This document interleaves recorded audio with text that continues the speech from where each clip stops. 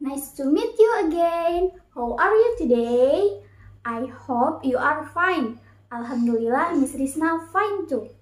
Oke teman-teman, biar semangat belajarnya hari ini, Miss Risna punya sebuah tepukan. Coba lihat dan peragakan ya. Tepuk jari 1 tutut, tepuk jari 2 wawa, tepuk jari 3 gaga, tepuk jari 4 pat, tepuk jari 5 mama, tepuk semuanya. Duduk yang manis, marilah berdoa. Okay, before we start our lesson, let's recite basmalah together. Bismillahirrahmanirrahim.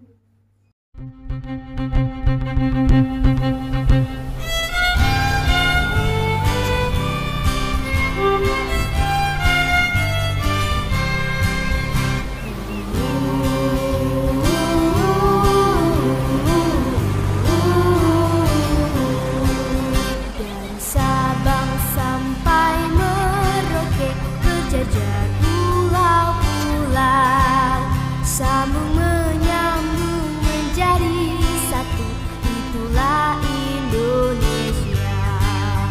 Indonesia tanah airku, aku berjanji padamu, menjunjung tanah airku Indonesia.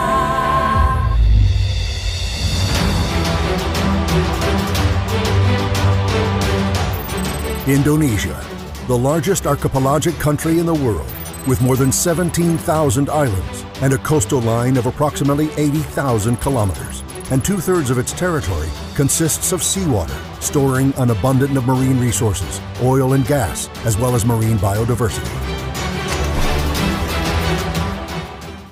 Indonesia menjadi negara terluas di kawasan Asia Tenggara. Negara 1000 pulau ini juga menempati urutan ke-15 dalam daftar negara terbesar di dunia loh teman-teman. Oke, pada pertemuan sebelumnya, teman-teman telah belajar tentang keadaan geografis Indonesia. Di antaranya meliputi kenampakan alam, kepadatan penduduk di Indonesia, iklim, serta persebaran flora dan fauna di Indonesia. Hari ini, teman-teman akan belajar tentang dampak kondisi geografis Indonesia sebagai negara maritim pada tema 1, subtema 3. Adapun tujuan pembelajaran hari ini, dengan teman-teman menyaksikan video pembelajaran, teman-teman dapat mengetahui dampak kondisi geografis Indonesia sebagai negara maritim.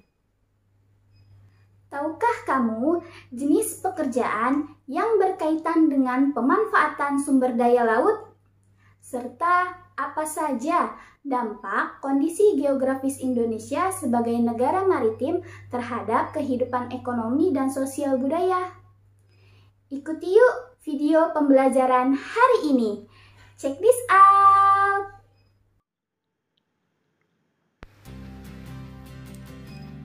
Hari ini, kita akan belajar mengenai dampak kondisi geografis Indonesia sebagai negara maritim. Indonesia merupakan negara maritim. Tahukah kamu, apakah negara maritim itu?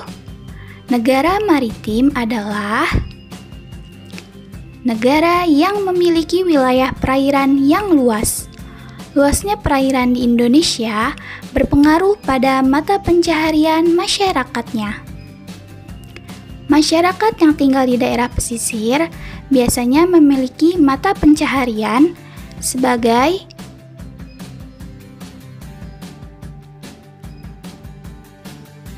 petani rumput laut, nelayan, petani garam, dan pekerja di bidang industri minyak lepas pantai.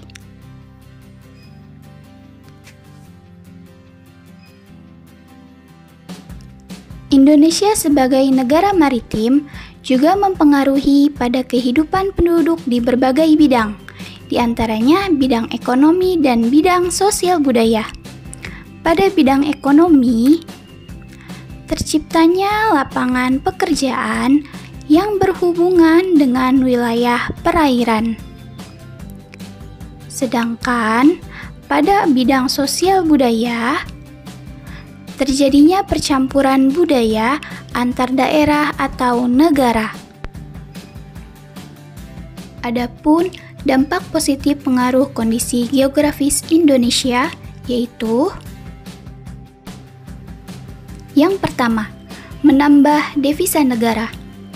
Letak geografis Indonesia sebagai negara maritim dapat meningkatkan pendapatan Indonesia lewat kegiatan pariwisata, ekspor, dan lain sebagainya. Yang kedua, budaya Indonesia mudah dikenal. Salah satunya Pulau Bali yang menjadi primadona oleh wisatawan mancanegara.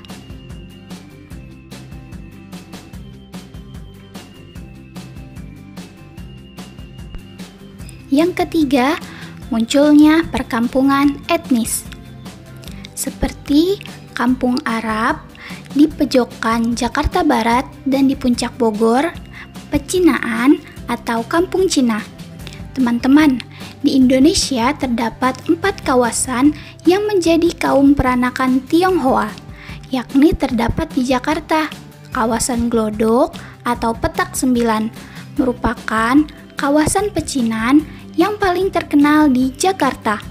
Lalu di Singkawang, kota 1000 kelenteng, perayaan Imlek dan Cap Gomeh diadakan meriah di kota ini.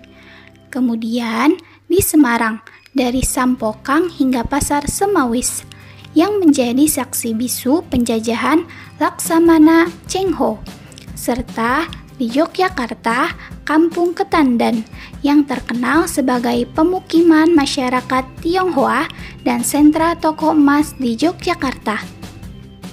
Yang keempat, pertukaran budaya menciptakan keragaman budaya.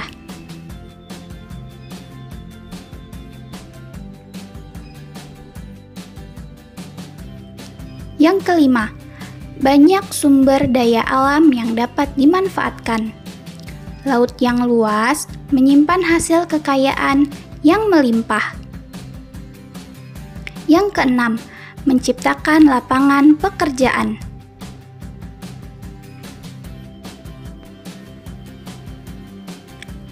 Adapun dampak negatif pengaruh kondisi geografis Indonesia yaitu: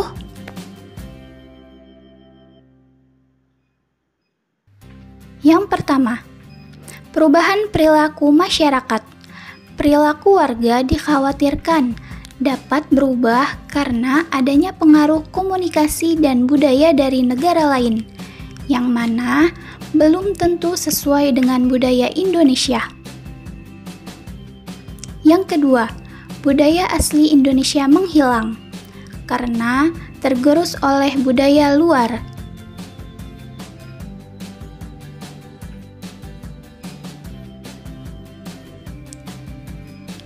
Yang ketiga, kejahatan internasional meningkat sebab wilayah lautan yang luas menyebabkan pemerintah kesulitan melakukan pengawasan wilayah perairan.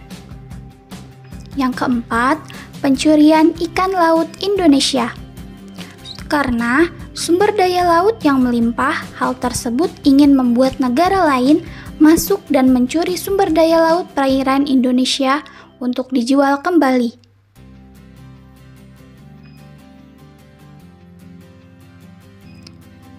Yang kelima, persaingan global. Yang keenam, menimbulkan pasar ilegal. Oke teman-teman, setelah ini jangan lupa untuk mengerjakan WS nomor 4. Tulislah pengertian dari negara maritim, kemudian jenis pekerjaan yang berkaitan dengan pemanfaatan sumber daya laut, lalu tulis dampak positif dan dampak negatif. Thank you. Kondisi geografis Indonesia yang begitu luas pasti terdapat dampak positif dan dampak negatif. Untuk itu, kita sebagai warga negara Indonesia wajib melestarikan dan menjaga sumber daya laut serta budaya yang ada di Indonesia. Jangan sampai kita terpengaruh oleh budaya luar. Nah, bagaimana teman-teman? Sudah paham ya materi yang Miss Risna sampaikan tadi? Insya Allah semua paham ya. Setelah ini, teman-teman jangan lupa untuk mengerjakan worksheet nomor 4, kemudian tulislah sesuai instruksi yang diberikan. Demikian pembelajaran kita hari ini. Semoga ilmu yang kita dapat hari ini bermanfaat bagi kita semua. Amin. Let's recite hamdalah before we end lesson. Alhamdulillahirabbil alamin. Thank you for attention. Wassalamualaikum warahmatullahi wabarakatuh.